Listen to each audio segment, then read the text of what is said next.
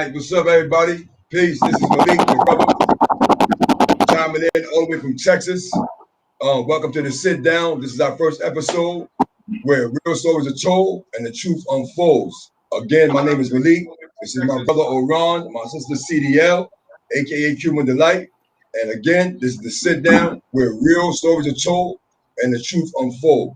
With that being said, Comrade Oran, you ready? I'm ready. CDL, you ready? Oh, let's do it. Let's get it. All right, so I'm gonna set it up real quick, right? As you can see, right? Got a book of topics, right?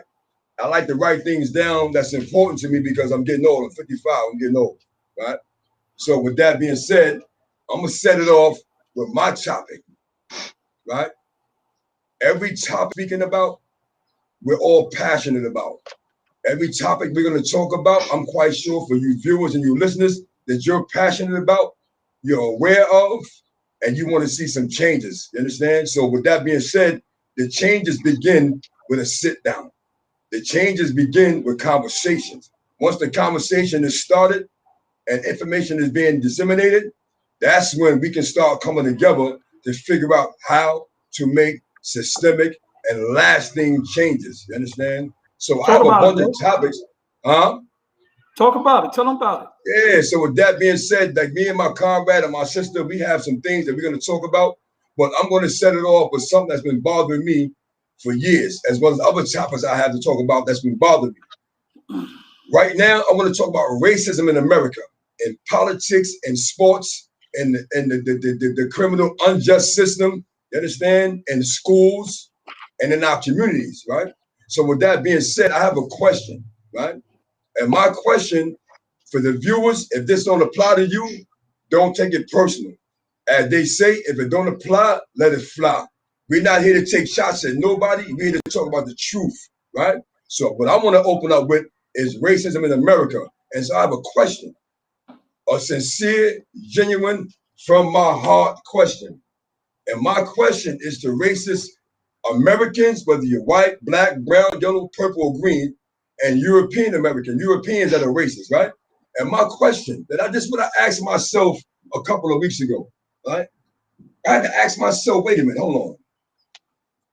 Black and brown people have been oppressed in America since 1600 and something, right? Right. And the question I have that's been plaguing me, it's just been on my mind, in my heart. What did black people, this is for you racists, but I don't give a what nationality you are. What did black people, what did we do to you for you to be racist towards us? For you to have issues and take issue with black people that start up businesses, that's doing the right thing, that's struggling. You know our history as well as we know our history. So my question to you from my heart, right? What did black people do to you? I want you to ask yourself, for you people that are racist, right? Ask yourself this question. Like I asked myself, what did black people do to you to one, enslave us, start your Jim Crow laws when slavery was dismantled, so to speak, allegedly dismantled, right? Because it's still popping, right? What did we do to you? Right? I can tell you what you did to us. You know what you did to us. You happened in Oklahoma, in Tulsa, right? With the Black Wall Street situation, right? Where you burned down businesses, you burned down homes, right? Under the a false allegation was made about a teenager, right? Assaulting a white man in an elevator in Tulsa, Oklahoma, during the Black Wall Street era in the black community, right? The allegation was found to be untrue, but yet you still came and you burnt. One white man had the nerve to say, I went through that area and I don't like the fact that these niggers, right, have things that I don't have, right? Well, those niggers, right, we work for that. Blood, sweat, and tears toiling in the sun, we work for that. We put in work for that. So you had the nerve at that time to be jealous and envious of people that you considered lazy, uneducated, worthless, 3/5 of a man, yet we built something that you couldn't build. We designed something that you couldn't design because you didn't have the imagination. You didn't have the intelligence. You didn't have the wherewithal because you were the one that was lazy. You were the one that was worthless. And you took your racist ideologies and opinions and you reversed it and you flipped it on me and my people. And I got a problem with that. Right. I have a problem with that.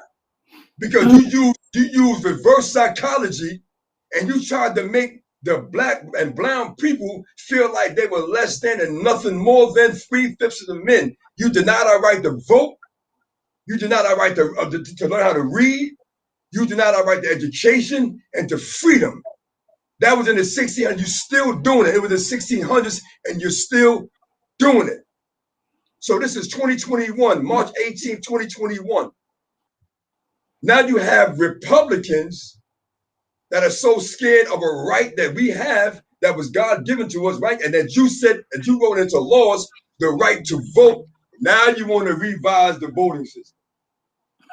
Now you want to change the voting right because Georgia, you assumed y'all was going to win Georgia, California, and Florida, and y'all lost that. And then you got this dude, well, they won whatever his name is. Then you got this dude, the last president. I'm not going to say his name because he's irrelevant to me, right? You got this dude over here. How can you? I just hold on. Let me say something. I refuse to believe that the people that showed up at the Capitol, the people that believe that this dude was telling the truth about the election being rigged, votes being stolen from him. Let me tell you something, my people. I refuse to believe that the people that stormed the Capitol are that naive and ignorant to believe that the presidential election was stolen from the last president. I don't want to believe that y'all are that ignorant, naive, dumb, stupid, uninformed, whatever word people want to use. I just choose to use, right, a more sensitive term. So I refuse to believe that all of you that believed or acted like you believed that the election was stolen because of votes. I believe that you're more intelligent than that and that you use another subterfuge or something else, right, as a motivating factor for you to go and storm the Capitol. It literally, it made me, when I watched it live on the news, I had to pause and then I cried. I cried because I refuse to believe that people, Americans, you storming the Capitol building. One of the most important entities in our democracy, you stormed this building. You assault state police, Capitol Police. Let me jump in a second. Jump on, bro.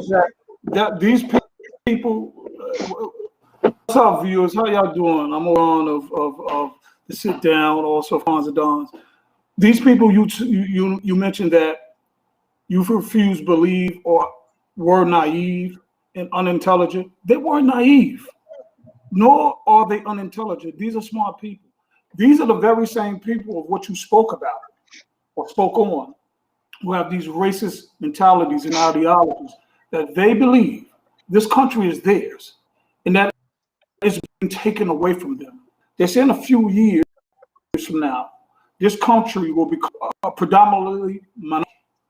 They're afraid of that because for so long, decades, and centuries, going all the way back, of course, to slavery, through Reconstruction, through the civil rights, Jim Crow, up into present day, they fear losing what they stole, what they took by force, thereby taking a whole race of people and subjecting them to slavery, hardship, and not just us. Look what they did to the Indians. Look what they did to the Native Americans here in this country. They stole it. We say Thanksgiving. What are we thankful for? You stole the land from the original people. You murdered, you killed, you pillaged. Then you enslaved the race of people. So these people are not naive. So everyone out there who is listening, you are smart enough to know, if you know anything about history, if you care to know about history, what you don't know, all you have to do is tune into the sit down, and we are going to tell you. We are going to inform. We speak. See, people, it's catchy to say we speak truth to power. But guess what? The truth, the power is in the truth. We're always going to tell you the truth. So those people who stormed the Capitol, they were not naive. These are people, whether you call them Donald Trump's people, Republicans, whatever you want to call them. These are American citizens, Caucasians, if you call them white, that believe that this is their country. Donald Trump was their savior. He said this was the Kung flu or the coronavirus. He disrespected the military. He disrespected a POW hero, John McCain. He disrespected gays, Muslims, African Americans, women. So Latinos, Mexicans. What do you expect for people who are climbing a wall? It was that easy to climb a wall, storm the Capitol, get assistance, open the doors, take photos with them. You understand what I'm saying? And it's okay. And these Republicans lately on television have been saying Johnson, he would have been more afraid if it was someone else like BLM or Antifa. He was comfortable in his whiteness, in his superiority, in his supremacy to say, oh, I wasn't afraid of them, but if it was them. So those people weren't naive. These are the, I want to call them the scum and the parasites, as well as the infection that just corrodes and takes over America. So I'm going to leave it there, throw it back, see if our sister want to get it. No. No. Go ahead. I was thinking about something else. What I want to say to that is this, right? I'm American, right? Naturally born American. I'm not a naturalized citizen. I have a green card. Shout out to those who got their green cards. Kudos to you. You understand? Kudos to you. Welcome. Matter of fact, not a shout out. Welcome. Welcome. I'll say that from the heart. Welcome. With that being said, right? We are all just as American, right? As those people that stormed the Capitol, right? We have as much of, or if not more, to fight for, right? Because they're saying that one of the things I caught on CNN and MSNBC is that these people were fighting for their rights, right? But what about when we fight for our rights, right? Marching, we shall overcome, right? Non-violent, you put dogs on us, you got water hose, you got stick, you got batons, now you got guns, now you got helmets, now you got vests to protect yourself. We don't have no protection, but we march silently, or we march singing, right? Right? So we're just as American as them, but they didn't see black people storming the Capitol. You had a few sprinkled in here and there. You had a few sprinkled in and there, right? That were non-whites, right? But the whole thing about it is that you're saying that but this is the whole premise behind that despicable act. The whole premise was the election was stolen and we coming to take back. Now, I started a topic on racism. With that being said, I want to turn the page from white on black racism to black on black racism, right? I'm going to start out. See you, sis. I'm going to start out. I wanted to pause real quick because this is our first show.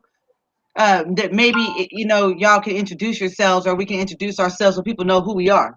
Like, where did we Okay. come from? How did we get here? All right. Because Let's people are get it. asking, like, who the Okay. hell is these three? All right. And who the All hell are right. they? You want to know? You want to know Feel who me? I be? You want to I know want to who know I who am? you be. You want to know who I be? My name is I Malik. want to know. Hold on. My name is Malik. My name is Malik now. Malik means servant of the king, servant of God. I mean, I'm a servant of the Most High, of the Creator, of everything in existence. That's what Malik's mean. Al Malik means the servant of the king. Now, my tag used to be Dog, D-O-G. Okay, from 1981, right, to 1994. That's what people in the street call me, Dog. I got the name Dog by a grown-ass man when I was 15 that seen me putting in work on a grown man that was trying to violate one of my young homies. And there's a song by George Clinton, Atomic Dog. Why must I feel like that? Why must I chase the cat? Nothing but the dog in me. Now, when I began to put in work on this dude, when I say put in work, I mean, I did some things of a violent nature, right, at 15, right, toward a grown man, right, that was in his late 20s, early 30s, that tried to stab one of my young homies that was 14 years old. So while I'm putting in work on this grown-ass man violating a kid, the song was playing in my homie's customized van, real loud. Why must I feel like that? Why must I chase a cat? Nothing but the dog in me. He sent his homie to stop me from putting in the work. And then his homie put me in the bear hug, right? And he pulled me away and he carried me away a couple of feet and he put me down. And then his homie, my homie, I'm not gonna mention his name because we're not homies no more because he turned me into a criminal. He misled me and he used me because he knew my pops was never in my life. My mom was a single black woman struggling, and he used me and 5 my other young homies but had no fathers, and he had us rob banks and XYZ for him. I'm not gonna mention his name. However, when the dude that he sent to stop me asked me, "What's wrong with you? Why did you go that far? Why did you do that to that man?" His homie looked at him and said, "You don't hear the song? You don't hear it? Nothing but the dog in him." And from that point on, they called me Dog. I didn't take that name. I didn't give myself that tag. Right? My name was Reese, short for Maurice. Right? Right? So with that being said, that from that point on, that dog tag, that dog name, I began to represent that. I was living like a dog. I was a foul individual. But one thing I can say about me, I ain't never raped no woman. I ain't never take no coochie. I ain't never pimped nobody's daughter. I ain't never violated nobody's daughter. Anything I did to men, and they deserved it. Right? So with that being said, in conclusion, living that unjust lifestyle, it caused me almost 28 years in the penitentiary. Right? I just recently came home from the penitentiary June 7, 2013, after almost doing 28 years. Right? So in 2011, let me back up. In 2008, I went to college. Actually, I graduated college in the pen. Right? I got my degree in human services. Right? Once I went to college in the pen, right, I began to see who I really was, what I can be about, my full potential, and I let that dog tag go, and I became a Muslim, right? A praying Muslim. So that's where Malik comes from, right? So with that being said, my passion for my people, my passion for knowledge and education, right, is deep. I have 3 daughters that are grown, right? I have 3 grandchildren, 15, one about to be 7, and one is almost 8 months. Right? I am deeply concerned about the culture, or rather the subculture in the Black community, because there are so many things that's in the Black community that's being embraced by young people in the Black community and older people in the Black community that shouldn't be embraced. That nigger word and that B word, that bitch word, it should not be something that we say. It shouldn't be a word that we use to describe another Black person or a Black woman as a bitch. You understand? Knowledge of self. I'm not talking about knowledge of Black history. I'm talking about knowledge of self is important. It is empowering. That's where I got my limited knowledge from. learning about me. Because in 1990 in the penitentiary, I had to take a drug program, mandatory, right? And a black man by the name of Clarence Hart. Reception was orientation day, 30-something people in the group, all convicts, inmates, prisoners, whatever you want to call them. It was day one of this program, and this man, Clarence Hart, in 1990 in Coxsackie in New York City, Maxfield Prison. He said, I want everybody to go around the room and introduce themselves. I want you to state your name and who you are. I'm going to start with you. I was on his right. I said, my name is so-and-so, and I'm here. He said, okay, now tell us who you are. I said, I just told you who I am. He said, no, you said your name. I asked you and the group to state your name and state who you are. I said, all right, man, my name is such and such and such and such. I said, my first and last name. He said, brother, that's your name. Who are you? I said, bro, I just told you who I am. He said, that's your name. And he kept on emphasizing, that's not who you are, that's your name. And I was so ashamed, hurt, and embarrassed that I threw the gangster hat on. I said, I don't want to talk no motherfucking more. I passed. That was in 1990. That shit irked me from 1990 to 2011. All right? So that's who I am, or rather who I was, and this is who I am today. You want to go CDL? Go ahead. Beast before beauty. All right. Well, I'm Iran today. Neef. That's my Islamic name, a Muslim name. It means worshiper of one God. One God. I'm a father, brother, son. I'm many things good today. Grew up in Brooklyn. That's my comrade right there, Malik.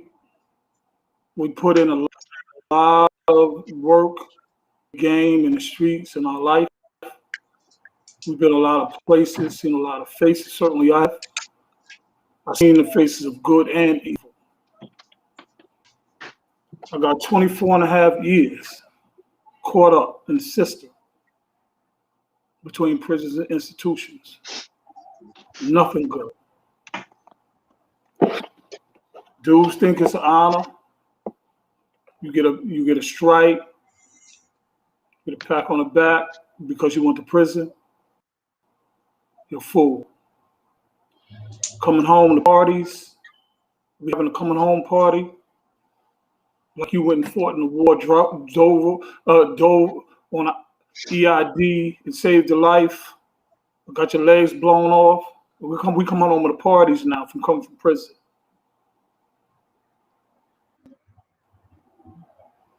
Streets, I've been in the struggle, done a lot of things I wish I could go back and change. But one thing I learned about life,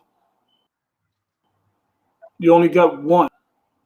You can't push pause, reset, edit, and stop the tape. This thing is constantly moving, so you got to learn and grow from it. And hopefully you'll do better and mature. I got so many people out there right now, myself, Malik, and CDL, hoping we fall, praying we fumble, praying we begging on our knees. We got so many people out there right now that you watch this program. Who they think they are?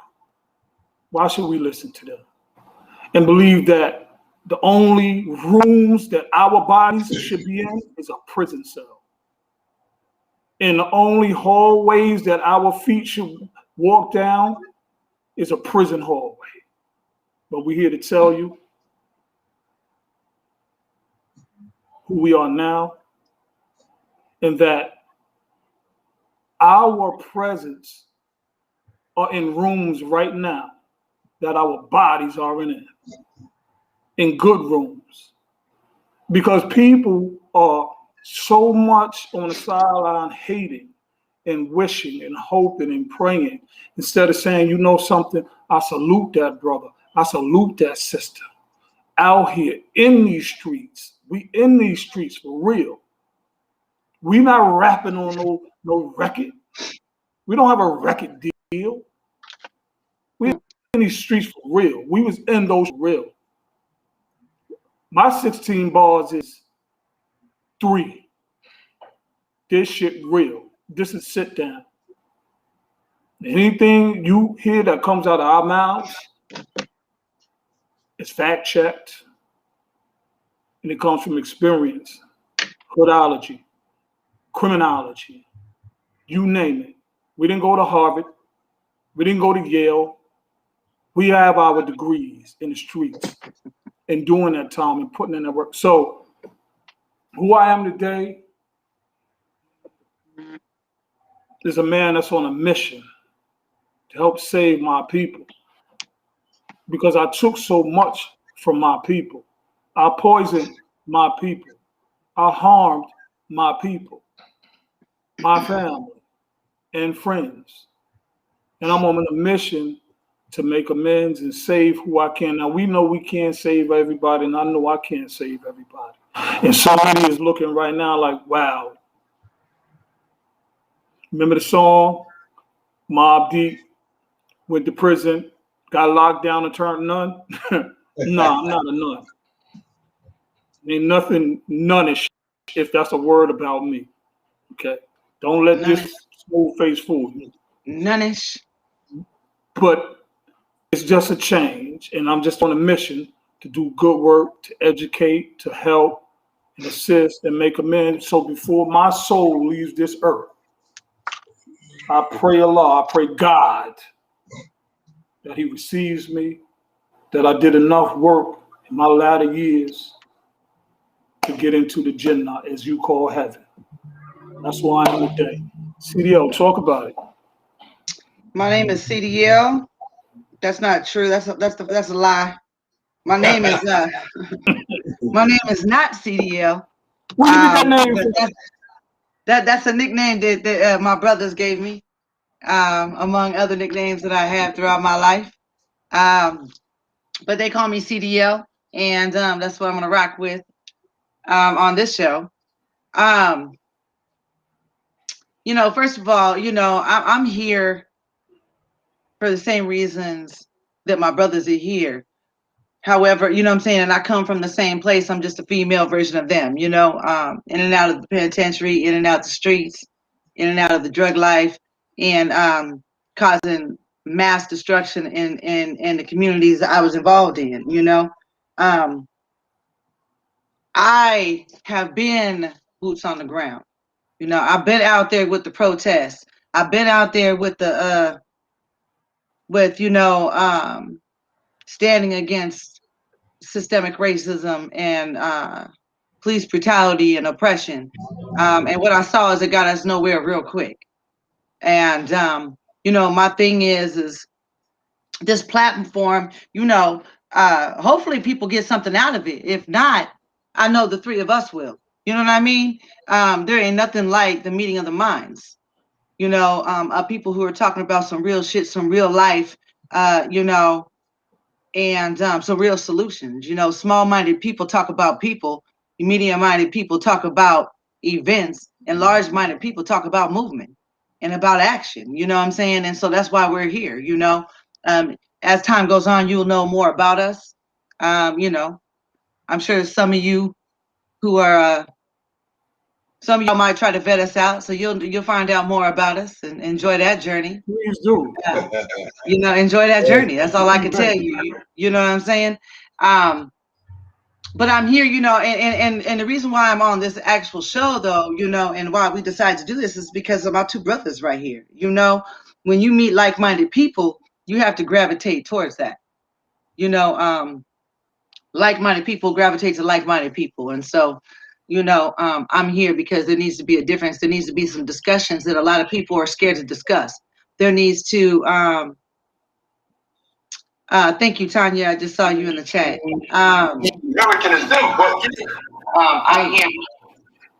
There's some feedback going on.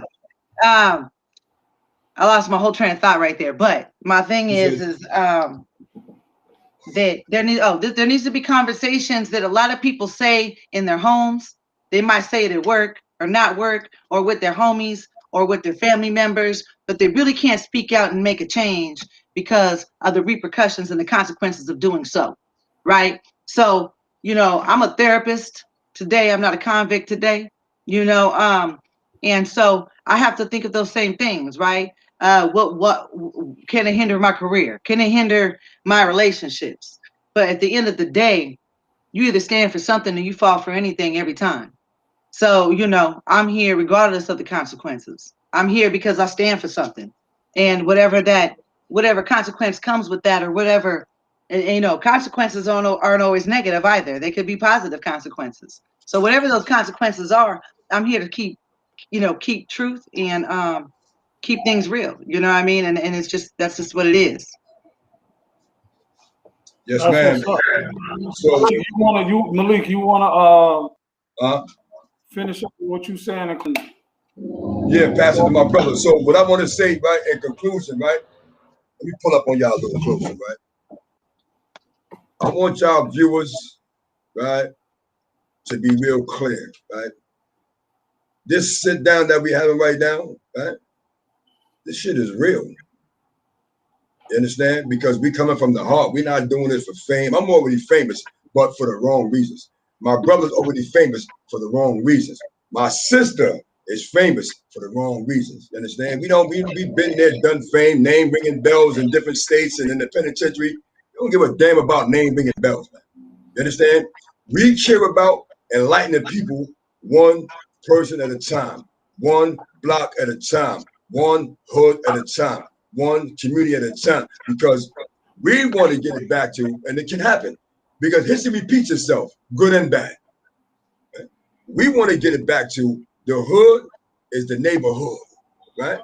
Where I can knock on your door and ask you for something to drink. I can knock on your door and ask you for some sugar, some salt, some ketchup, some mayo, some bread, or eggs without you coming to the door with your grip in your hand and see me as your enemy. You understand? And when we're going to start that, the only way to start it is through dialogue. You understand? We have to stop referring to each other as niggas, man. We have to stop talking about we claiming the name Nigger, and then now it's Nigga. Nah, we ain't doing that.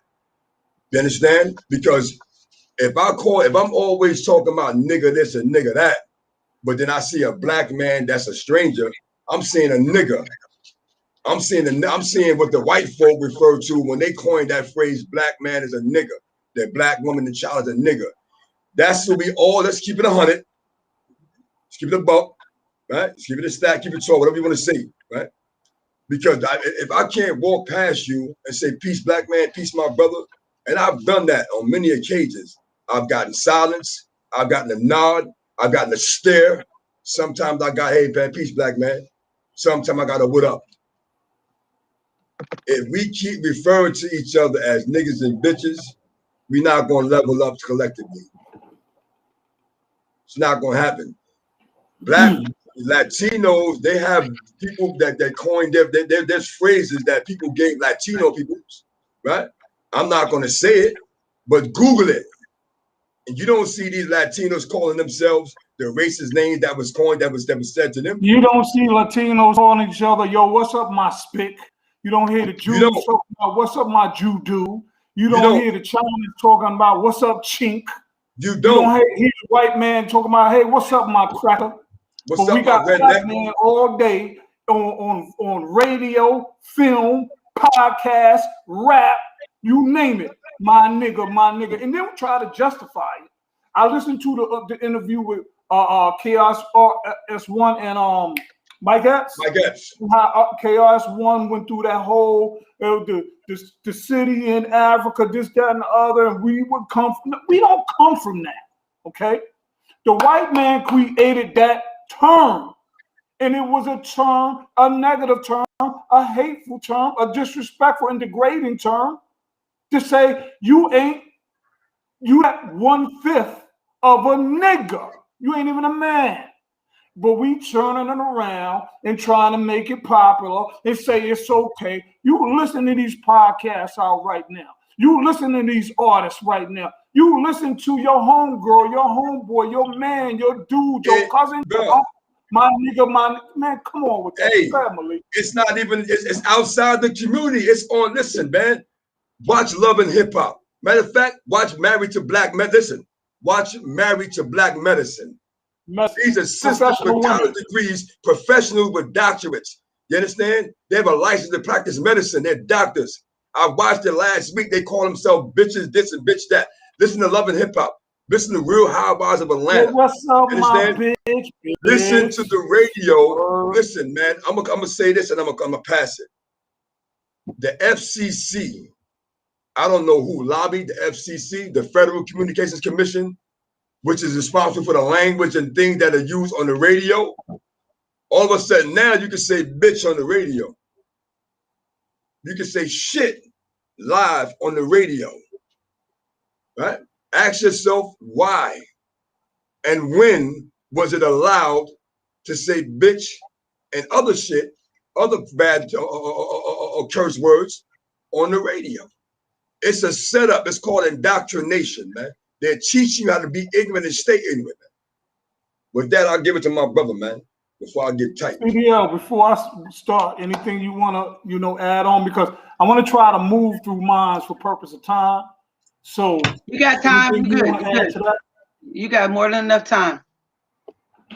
Anything you want to add to what Malik was just talking about? What we talking about? I mean, I agree 500%. Me and my household have been guilty our damn self of using those terms. Me and my homegirls are guilty. You know what I'm saying? In the penitentiary, bitch is a term of endearment. What's up, bitch? You know what I'm saying? So,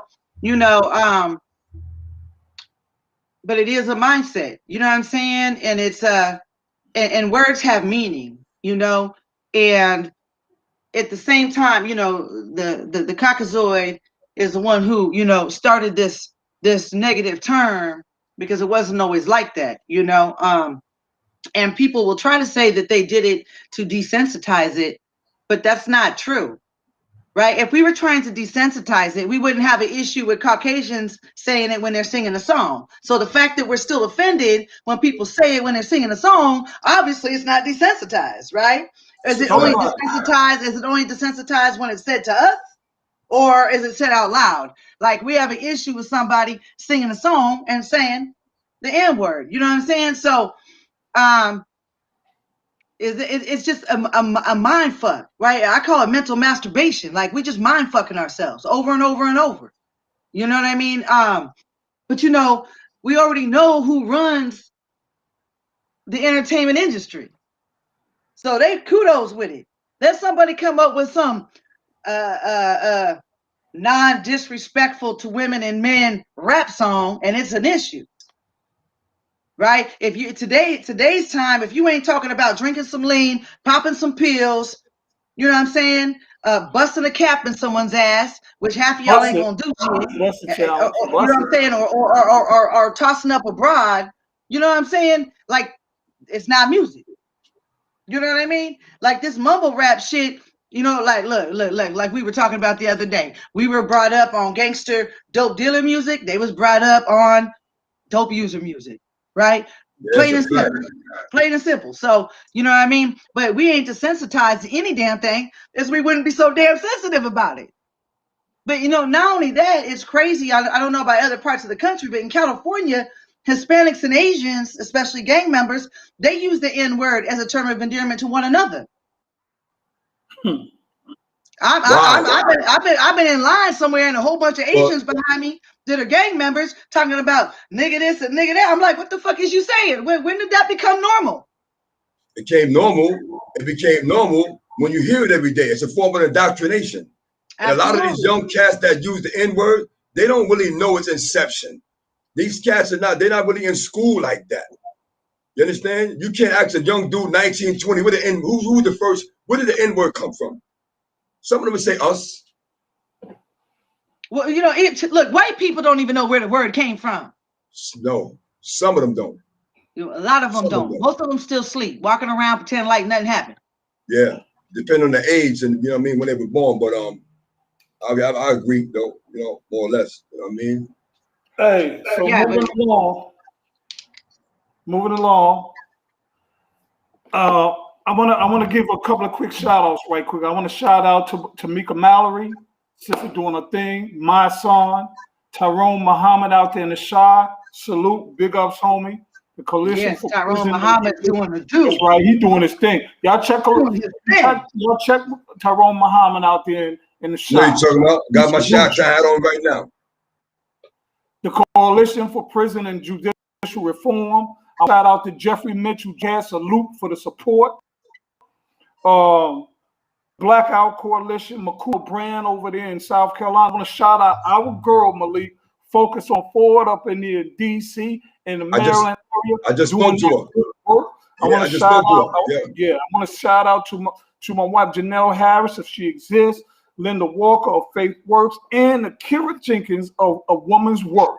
Sisters, we see your work, we see your passion. You're out there doing it for the women. You're doing it amazing work for the rights of women, for the freedom, their freedom and the education. And if anyone I may have forgotten, any organization that I may have forgotten that I'm a part of, salute y'all for the purpose of time. Salute, you're in my heart. We know what you do, and I'm gonna get y'all names in on the next one. My topic, right quick, my topic is us versus us versus the police. Simple.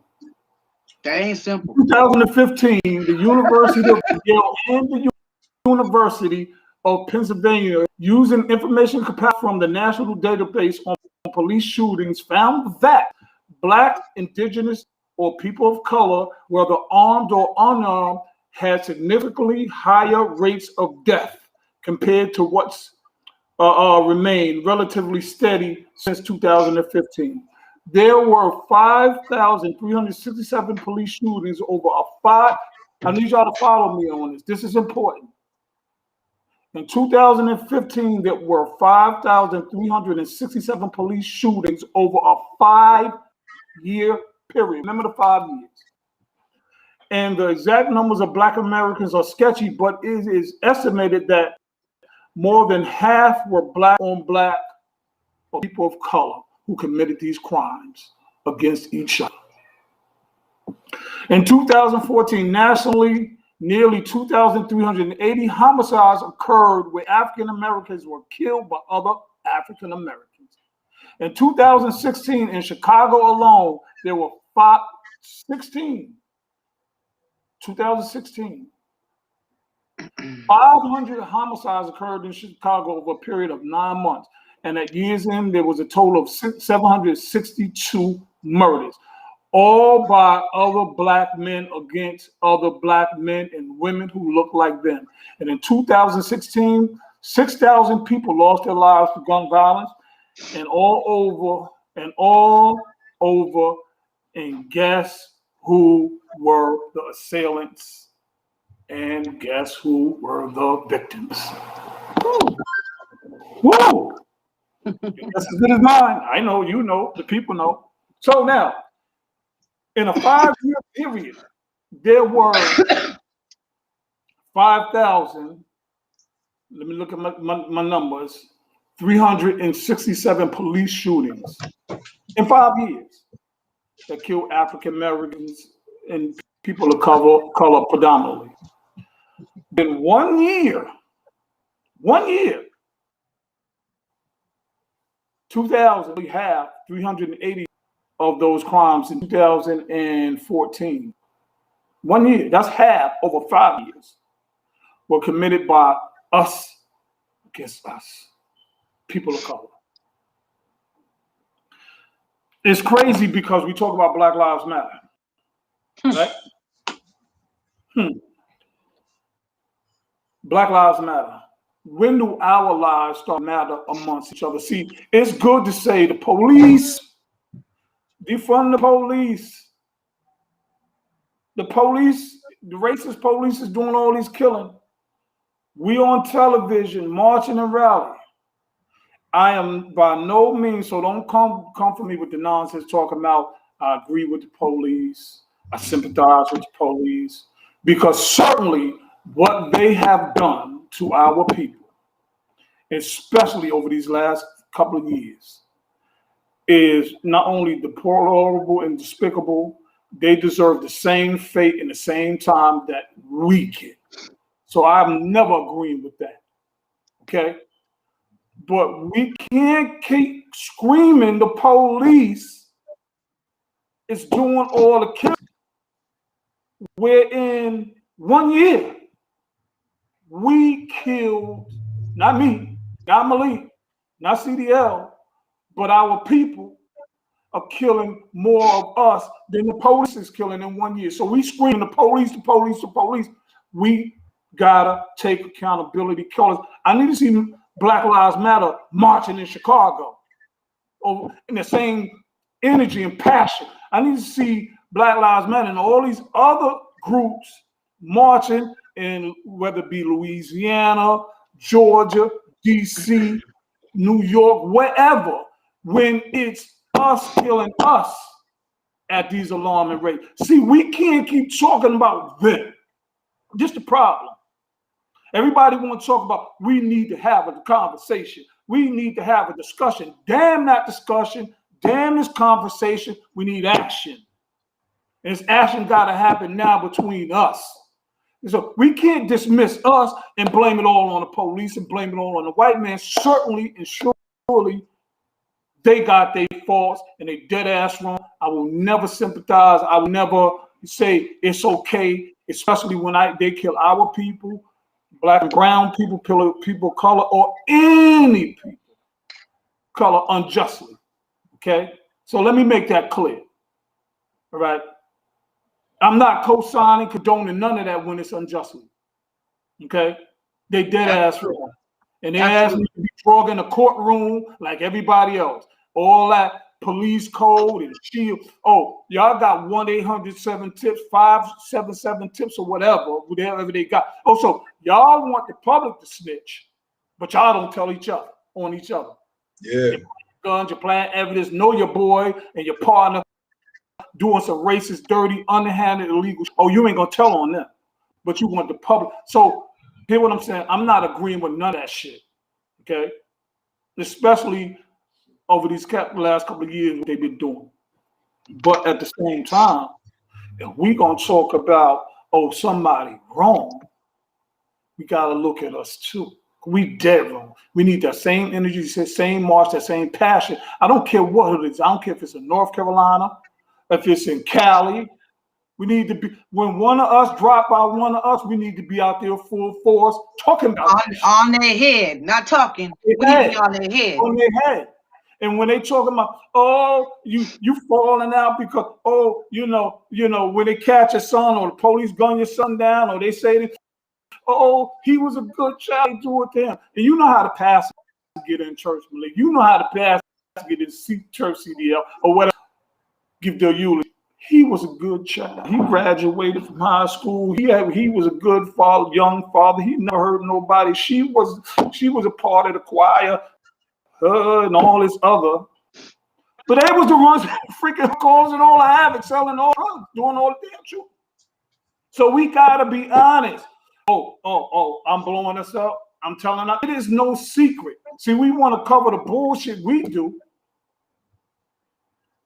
I hope the FCC is letting everybody else curse and call everybody names. I don't think an F and a B coming out my mouth, or not a B, but an S.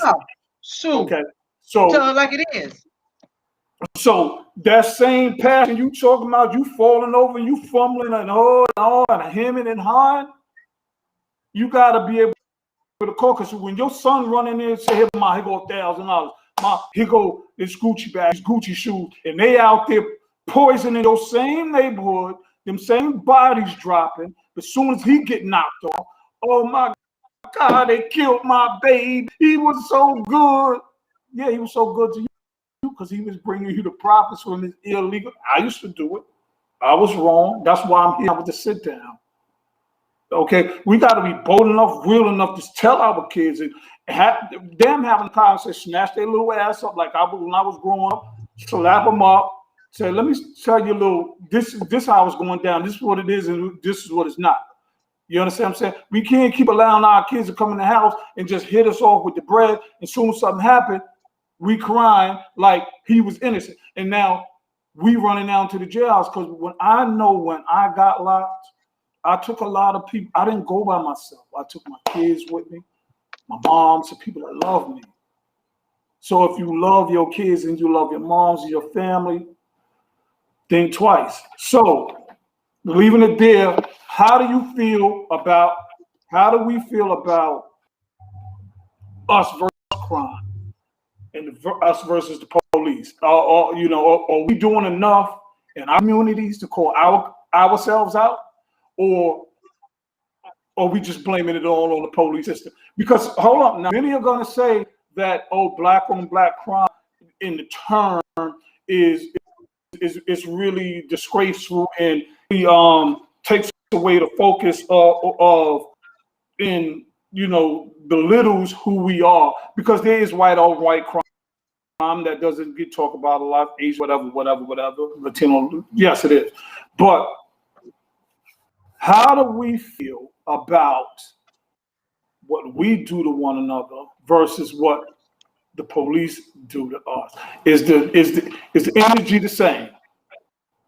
Tell me about it. Somebody talking about like I said, I've been boots on the ground, and and that's why I want to go back to the shout out to Tyrone Muhammad, out of Chi-Town, because he putting it down in Chicago on just that. You know what I mean?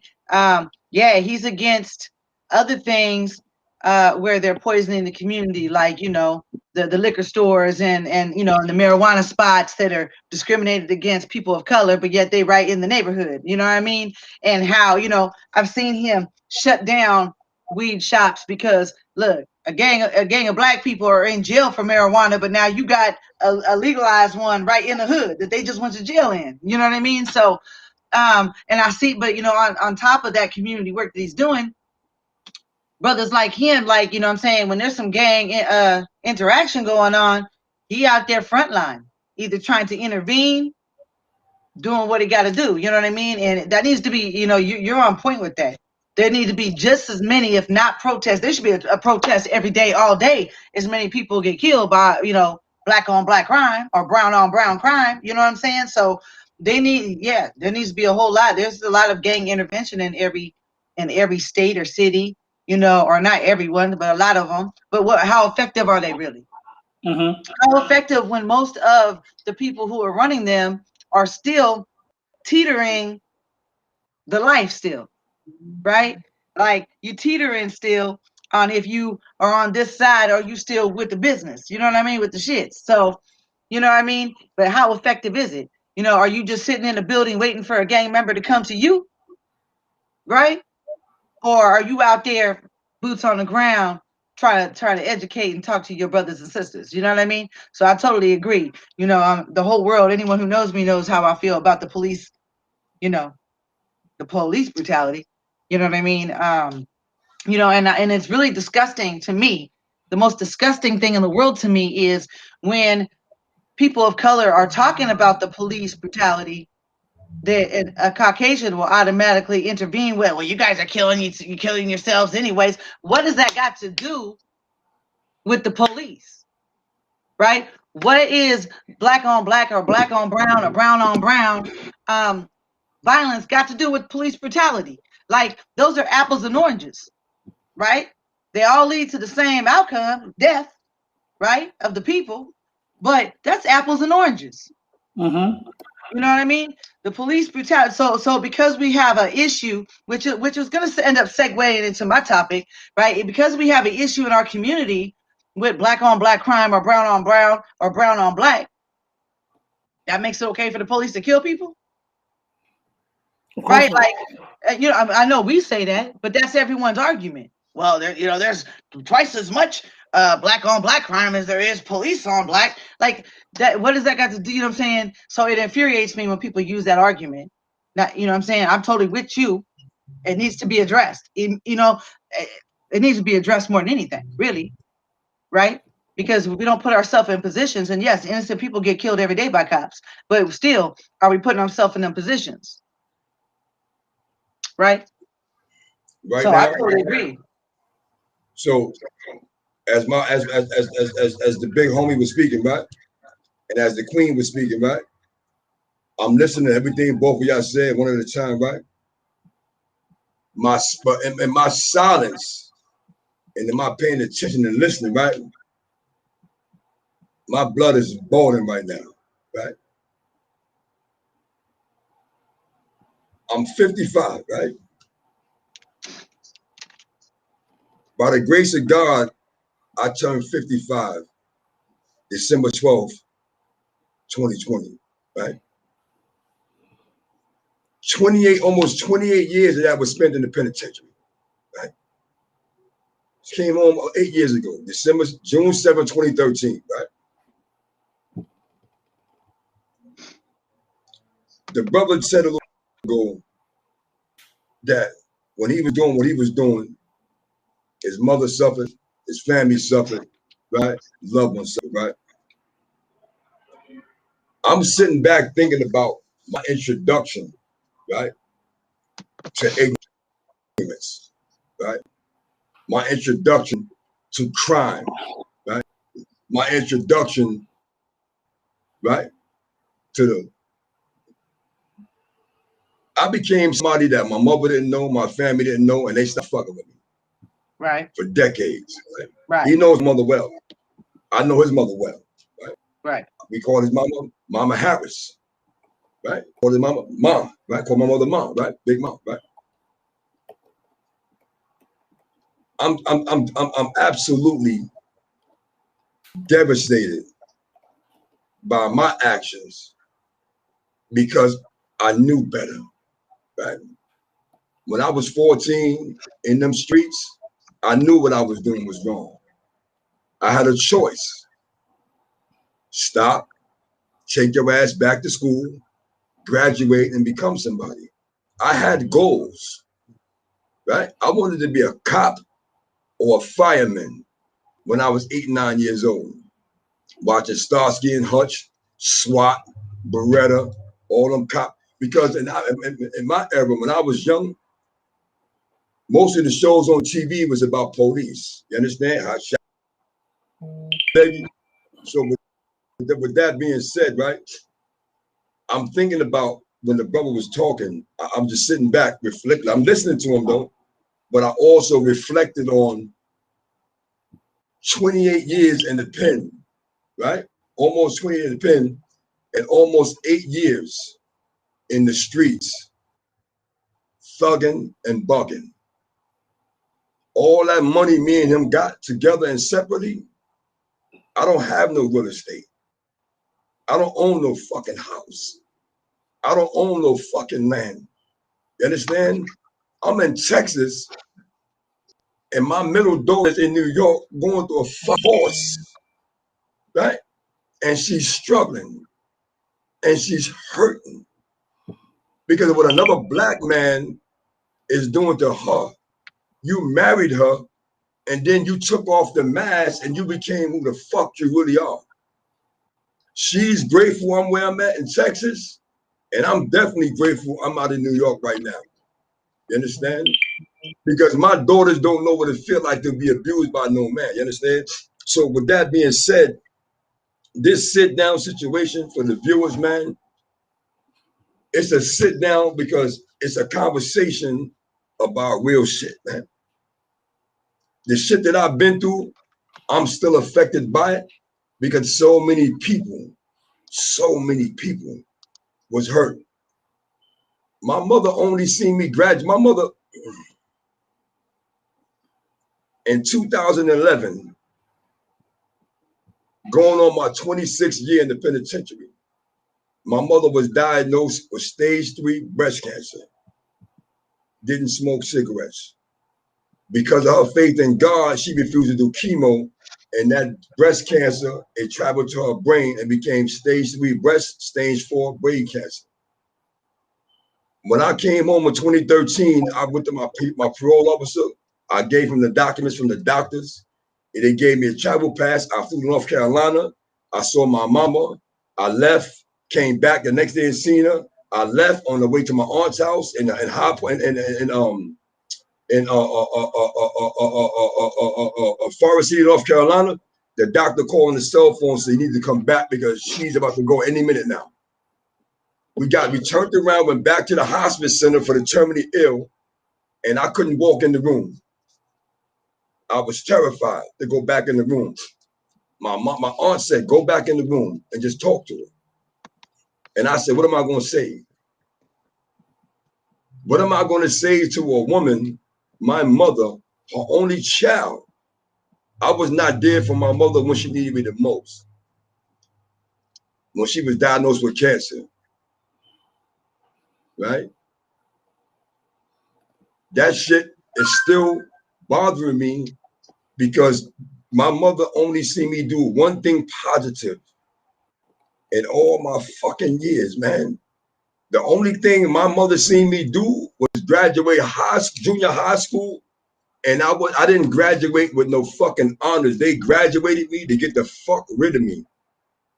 My mother never seen me work a legal job, cash a fucking legal check from a job, get married, have children, grandchildren, none of that. And I got a problem with that because I can't bring her back.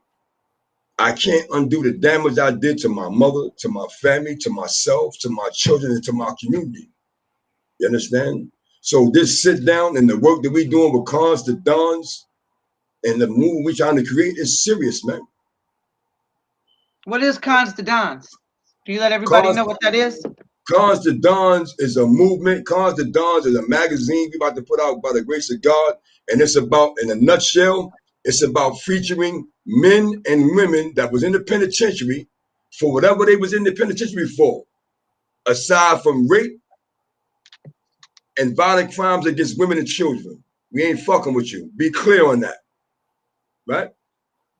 Right? It's about highlighting men and women that went to the penitentiary, didn't tell them no co-defendant, didn't get time on their feet, educated themselves because the penitentiary don't educate nobody. The Department of Correction, the Department of Corruption, it don't educate nobody. If you don't go in there and learn how to educate yourself and get with certain programs to educate and enlighten yourself, you're going to be a part of that revolving door. So we at Cons to Dons, right? We trying to put a plug in the revolving door in this system. So one way we're going to do that is feature in the magazine men and women that went to the penitentiary, educated themselves, came home, you either working a 9-to-5 job, you're going to school, or you're an entrepreneur. So that way you went from a con to a don. And then in the magazine, we're going to feature, God willing, those men and women that did their time honorably, right? Came home and you're doing the right thing. Because we want you to tell your story in the magazine so that the people around the country that was in the pen with you, they can see you in this magazine on this cover and be like, oh shit, he did 3 state bids before. He's been in and out for years. He's doing his thing now. We want to give hope to those people that's been in and out of the penitentiary, or for the ones that's went in there for the first time. And for those that are still there, Cons to Dons, I want to wrap in toss of the CDL. Cons to Dons is about telling those redemptive stories of the men and the women, whatever your ethnicity, race, and religion was. You went to prison. You did your time. You came home. You got your life together. You out here now paying taxes. You're entrepreneurs, own your own business, being good, better mothers and fathers. You understand what I'm saying? Whether you're working in McDonald's, UPS, you got your, you build your own brand, your own business. We want to hear your stories for the simple fact that there's men and women still behind those bars that need to be inspired, that need to see men and women like you, like men, like us, who came and doing something positive, something worthwhile, from the lowest to the highest. You understand? People need to see that we're more than just X. We are X before Cons. Okay, now we Dons. Don, we're not talking about the mafia Don. We're talking about Don, the show and DON, to put on that new person, show that new self.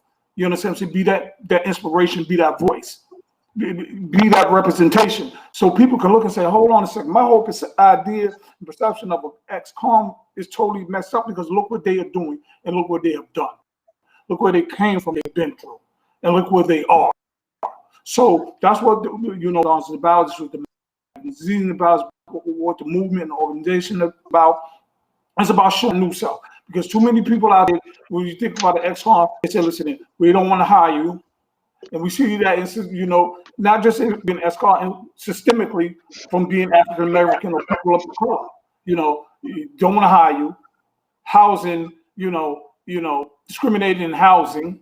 You understand what I'm saying? Loans, banks, in some states you can't even get public assistance because you're a felon or ex-con. You know what I'm saying? So I go through the whole Constitution now because I love the Constitution. I love to talk about when we do that on a different program. I go to the whole Constitution, talk about why those 56, 57 white men with curlers and who wear skirts, talking about land of the free, home of the brave, wrote the Constitution, all men are created equal except for. That's not the proper thing, except for. You understand what I'm saying? So I think the whole thing needs to be written. But we save that conversation for another show. Cons and Dons, we here. Check us out, www.consandons.com. You check out the webpage, Cons and Dons, and what we doing. Me and my brother Malik and CDL is doing CDL. Yes, sir. So are you, baby girl? Hey, so first of all, for all our viewers, if you could do me a favor and like, subscribe, hit the notification bell, so that when we're on, we're going to be on 3 days a week. Mondays, Saturdays, and Thursdays. This coming Saturday, we'll have a special guest that you would really want to come check out. But yeah, subscribe. So every time that we're on, you can be notified that we're here, right? So, listening to my brothers, and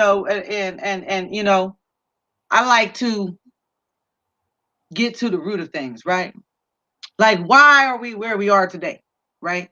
And so I don't want to assume that any of the viewers, my brothers, even though I'm clear that they woke, because that's why I'm sitting here with the brothers. So, you know what I'm saying? These kings is woke. But I'm going to read something to you that's controversial, right? And then I'll break down the controversy and how it relates to what we're talking about, right? And for those of you who don't, and you can't follow along or don't want to listen to me read, you can go ahead and pull it up yourself. But this letter is called the Willie Lynch letter, right? And I'm going to break it down in a different way, but I'm going to read this first. It's called the Willie Lynch letter, The Making of a Slave. The speech was delivered by Willie Lynch on the bank of the James River in the colony of Virginia in 1712. Lynch was a British slave owner in the West Indies. He was invited to the colony of Virginia in 1712 to teach his methods to slave owners there. The term lynching is delivered from his last name. And this is what the letter says. Dear gentlemen, I greet you on the bank of the James River in the year of our Lord, 1712. First, I shall thank you, the gentlemen of the colony of Virginia, for bringing me here. I'm here to help you solve some of your problems with slaves. Your invitation reached me on the modest plantation in the West Indies, where I have experimented with some of the newest and still the oldest methods to control slaves. Ancient Rome's would envy us if my program is implemented. As our boat sailed on the James River, named for the illustrious king whose version of the Bible we cherish, I saw enough to how your problem is not unique. While Rome used cords of wood as crosses for standing human bodies along its highways in great numbers, you are here using the tree and rope on occasions. I caught the whiff of a dead slave hanging from a tree. A couple miles back. We're only losing valuable stock by hangings. You are having uprisings, slaves are running away, your crops are sometimes left in the fields too long for maximum profit. You suffer occasional fires, your animals are killed. Gentlemen, and this is important, you know what your problems are. I do not need to elaborate.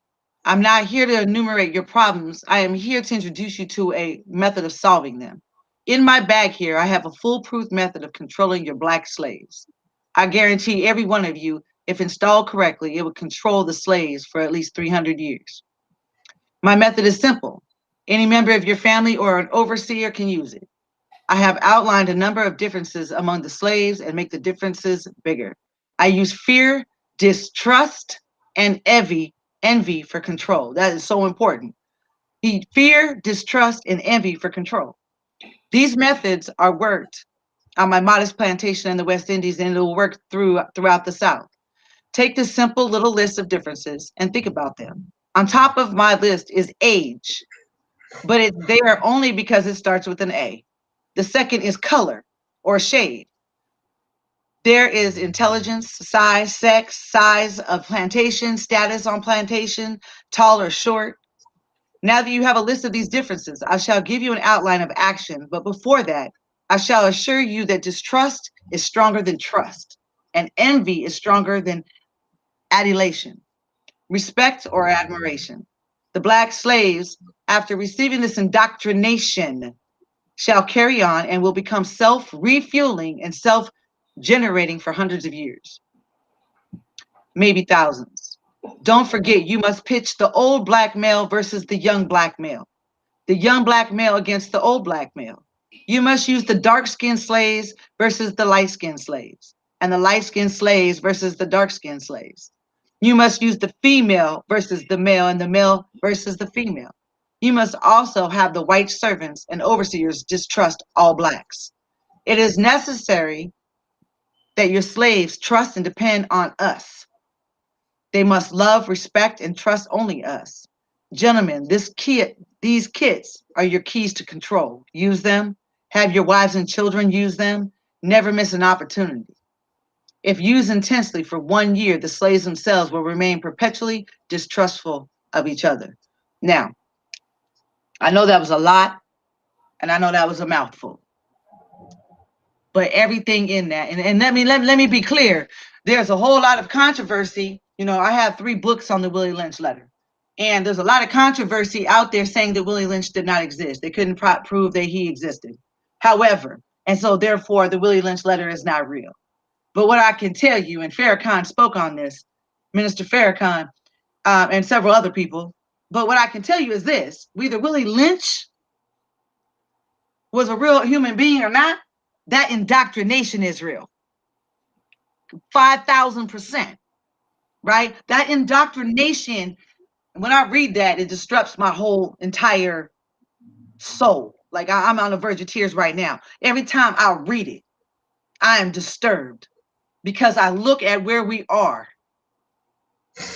This was in 1712. We are in 2021. What has changed? Absolutely nothing has changed, right? The male is against the female. The old is against the young. The young got a problem with the old. The light skin got issues with being, with the dark skin. The dark skin got, it is so real. And that's why we even have beef amongst ourselves and other minorities, other people of color, right? They have designed it this way, and it's in this indoctrination that we keep asking for seeking their fucking solutions. We keep asking them for fucking help. We expect them and their slave chaser ass police to change when this is the indoctrination, right? Yeah. And it goes so much deeper, there's books called How to Make a Negro Christian. Like, there is an indoctrination in this country that was not that old.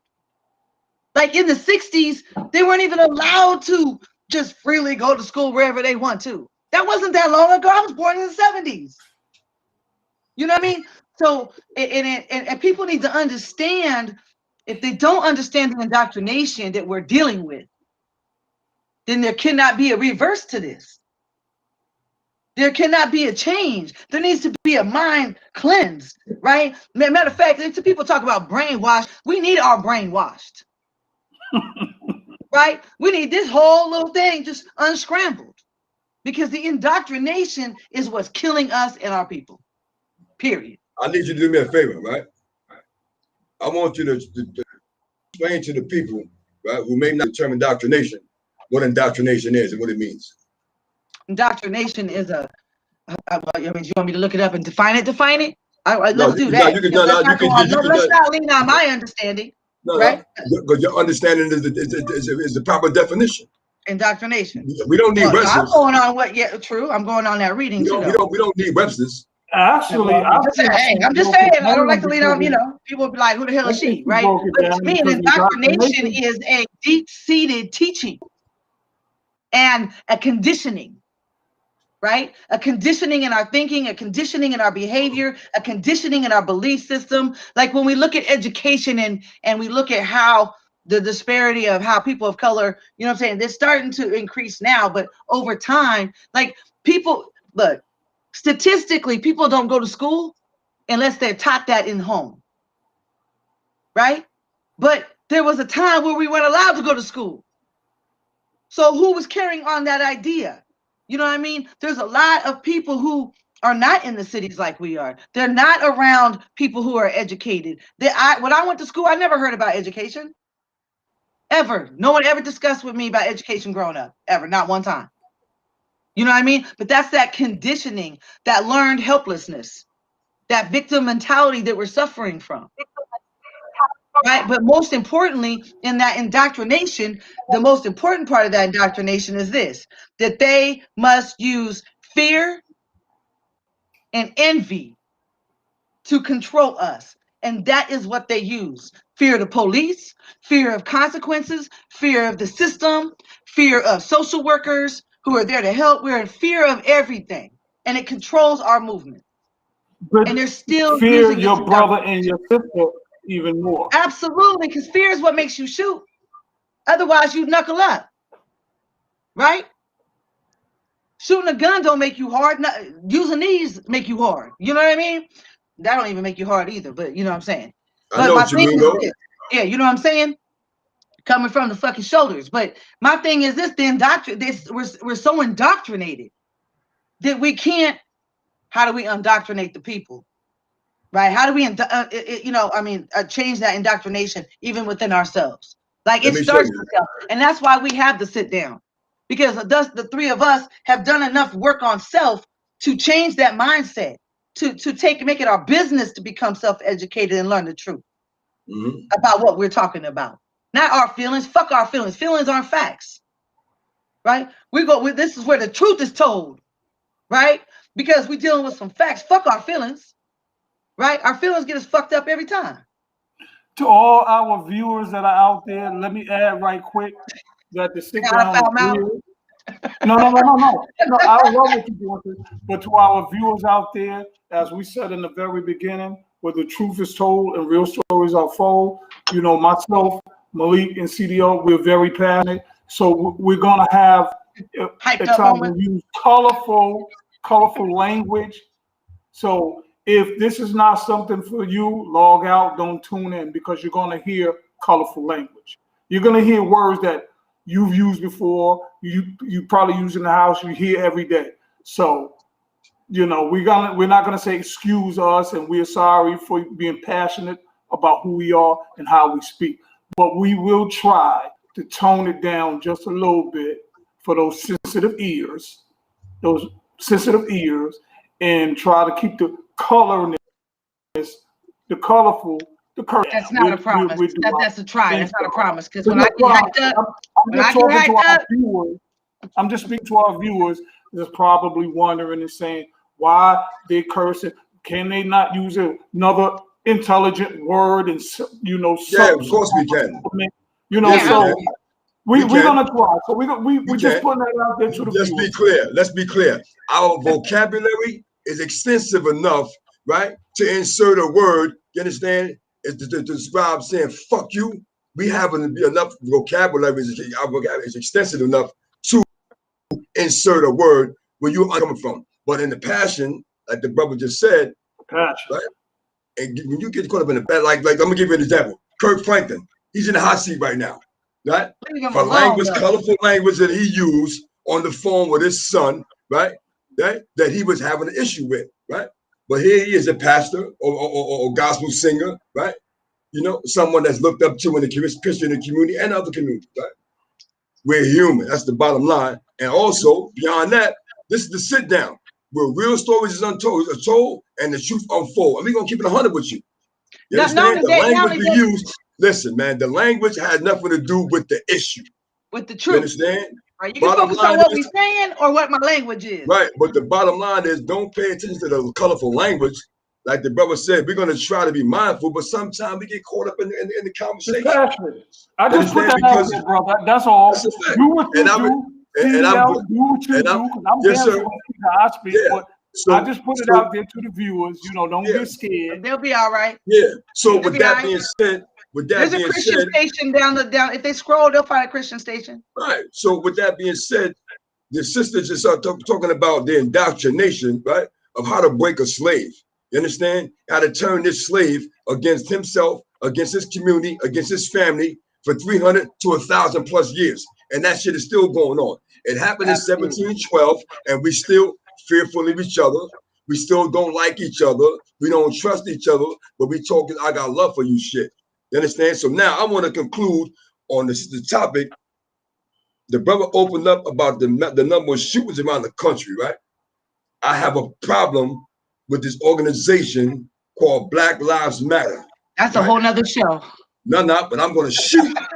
I'm shooting. You don't have time for that tonight. Make it brief. I'm going to make it brief. You know you're going to get some hate mail, right? The brother said, and I'm going to read it, I'm going to respond to it respectfully. Right? Absolutely. You want to come with your hate mail, just come respectfully, because I'm coming with facts. Facts too. You better come with facts. Listen, the sit down, right, is about facts, man. It's about fact checking, cross checking, doing your research, man, before you run your miggity, before you open your mouth, right? The brother mentioned a little while ago about the number of shootings in the black community around the country, right? Not once have I seen a Black Lives Matter banner, flag, or voice in the black community where there's black on black murder since the inception of Black Lives Matter. So for you viewers and listeners, I want to know, why is Black Lives Matter silent when it comes to black folk killing black folk in the black and brown community? I got an answer. Holla at me. I'm gonna give you a short, quick. Before we go to because I think Monday when we come back on, we'll just do Black Lives Matter, because we can break that down to the lowest common denominator. But the answer to your question is because they work for the white man. I don't want to. Now I respect your opinion, but it's not an opinion. Sit down, no, not that. No. Is that somebody commented on that? Oh no. That's you. Where? No. Did you state that, or did somebody just sign in? Oh no, I'm saying that it's because they're ran by the white man. Oh, we already know that. Okay. Oh yeah. So with that being said, where we at? Any of the viewers have a feedback on that? Right. That's what I want. I want the viewers, right? And I don't want your. I respect your opinions. We expect, if we had to sit down, we expect all opinions. But here with the sit down, we're not giving you our opinion. We're giving you straight up facts, whether you like it or not. You understand? Fact check us, cross check it, and come back on and get at us with the next segment with your proof, because we have receipts, because we've been there, done that.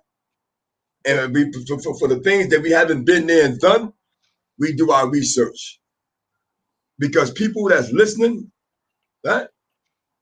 Black lives and minority lives are at stake every second. Absolutely. Every second. Absolutely. Around the world, not just in the United States, around the world. So with that being said, how much time we got left, sis? About 6 minutes. Okay, so I'm going to conclude by saying this. Malik. Yo. Let's CDL finish right quick, and then she'll toss it to you, and we'll close out. I'm finished with the topic. I'm finished with the topic because I said what I said. But yeah, there's no, no further necessary on that. I've made it really, really clear on where we need to go and what we need to do as a people. The only thing I'm gonna say is subscribe, like, share, and hit the notification bell again. Yes, y'all can watch and subscribe, like, share to your people, because it only gets better from here. We're gonna be having on guests. We're gonna have some experts, guests, celebrities coming. We talking about it. So if you want to hear it, how they say, well, here you go. Sit down. Yeah. Y'all. So, it's all right because we gonna be somewhere and people are gonna hear us. You know, my thing is this: when the heart speaks, the heart listens. You know what I mean? Soon, God, by the grace of God, soon you're gonna see, for the viewers, you're gonna see us in your community, in your neighborhood, on your block. Highlight the T-shirt, bro. Show that T-shirt. You can go to consthedons.com. You can Google us. You can go to YouTube and check us out and see what we're doing with this Constant movement. Right? We coming to your hood, the darkest block, the dirtiest block, the grittiest block, the gangsters block. Yeah. If gun smoke on the block, drugs on your block, or you want to clean your block, we coming to your hood because we ain't. Inshallah, God willing. That's a fact. Just real quick, Kings. Also, for the viewers, if you have a business, if you have a black business or a business you want us to shout out, we have no problem doing that. They know crab. We don't suffer from crabs in a bucket syndrome over here. We support. You know what I'm saying? All of that. So shoot us an email. Our Facebook page, our Instagram, and our email is in the description above or below, I guess. But our contact info is there. You can always email us if you if you have something you want to talk about on the show, you can get it. And me and my posse we'll have a discussion about it and bring you on. You know what I mean? So, but all of our contact information is in the description. Right. So with that being said, before I close out and pass it to my brother, I just want to thank everybody that tuned in. Once again, this is the Sit Down where real stories are told and the truth unfolds. My name is Malik, and you can find us here. Welcome. Please come back and join us Monday, this coming Monday, God willing, at Saturday. 7 p.m. Saturday. My apologies. Saturday, right? At 7 p.m. I don't know what station. That's 7 p.m. time. Right, standard time, right? And I just thank you, man. Everybody that's listening, that's logged on, that's paying attention. Thank you. And please share this video. Yes, ma'am. Sure. That's right, share. We appreciate you. I thank you. We thank you for logging in and taking the time. If you catch it on Rewind or catch it on Facebook or IG, YouTube, whatever, share for us. You know what I mean? Because we share for you. We there for you. We gonna get down for y'all. We get down for our people. We've been in the streets. We came home and we doing what's right. We doing it for y'all as well as ourselves. All right, y'all. Okay, so we'll all be back here on Saturday, 5 p.m. Western, 8 o'clock Eastern, and 7 o'clock. Was that Standard Central? I don't know. Yeah, Eastern Standard Time. EST. Yeah. All right. Thank you, Tom, Malik. All right. One love. Peace. All right. Peace out.